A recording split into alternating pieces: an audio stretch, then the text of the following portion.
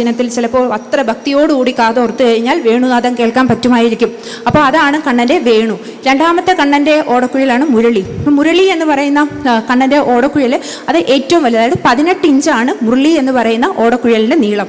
അപ്പോൾ മുരളി എപ്പോഴാണ് കണ്ണൻ, മുരളി എന്ന് പറയുന്ന ഓടക്കുഴൽ എപ്പോഴാണ് കണ്ണൻ അതിൻ്റെ നാദം ഉണ്ടാക്കുന്നത്? അതായത് പ്രളയകാലം, അതായത് പ്രളയം വരുന്ന സമയത്താണ് കണ്ണൻ മുരളീനാദം വായിക്കുള്ളൂ.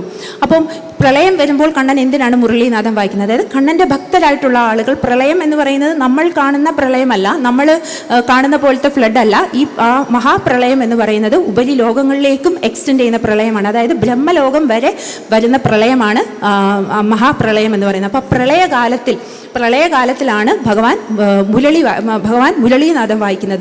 അപ്പോൾ ഈ മുരളിക്ക് 18 ഇഞ്ചാണ് അതിൻ്റെ ലെങ്ത്. പക്ഷേ അതിനകത്ത് 5 സുഷിരങ്ങളേ ഉള്ളൂ. ഭഗവാന്റെ മുരളി എന്ന് പറയുന്ന ഓടക്കുഴലിനകത്ത് 5 സുഷിരങ്ങളേ ഉള്ളൂ. 18 ഇഞ്ച് അതിൻ്റെ ലെങ്താണ്.